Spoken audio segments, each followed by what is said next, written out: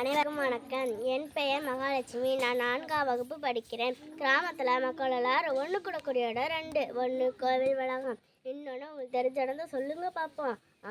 அதுதான் நம்ம டீ கடை பெஞ்சு. அந்த டீ கடை பெஞ்சை வெறும் மரப்பழம் நினச்சிடாதீங்க. அது நம்ம ஊரின் நாடி துடிப்பு.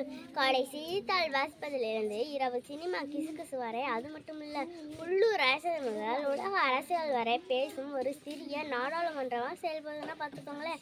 இந்த டீ கடை பெஞ்சில் உட்காந்து ஊர் கதையோ உலக கதையை பேசுறது பதிலாக நம்ம ஊர் பெருமையாக தான் பேசி பார்ப்போமா? ஏங்க ஸ்ரீவில்லிபுத்தூருக்கு வாங்க.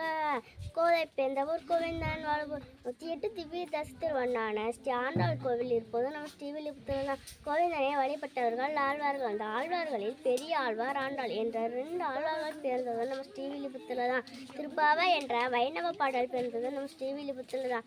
மன்னர் திருமலை நாயக்கரின் தீராத வயிற்று வழியை தீர்த்து வைத்தியநாத சுவாமி கோவில் மடவார் வளாகம் இருப்பது நம்ம ஸ்ரீவில்லிபுத்தூர் தான்.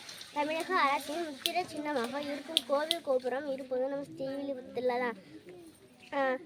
இந்தியாவிலே பனை ஆராய்ச்சி நிலையம் இருப்பது நம்ம ஸ்ரீவில்லிபுத்தூர் தான்.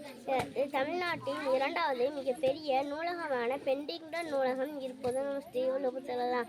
உலகத்திலே அரிதான சாம்பல் நீர் அணிவு சரணாலயம் இருப்பது நம்ம ஸ்ரீவில்லிபுத்தூர் தான்.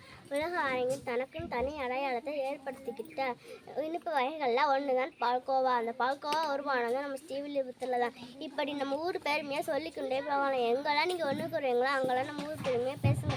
இந்த இடத்துல எங்கள் ஊர் பெருமையாக பேச வாய்ப்பு கொடுத்த அனைவருக்கும் நன்றி.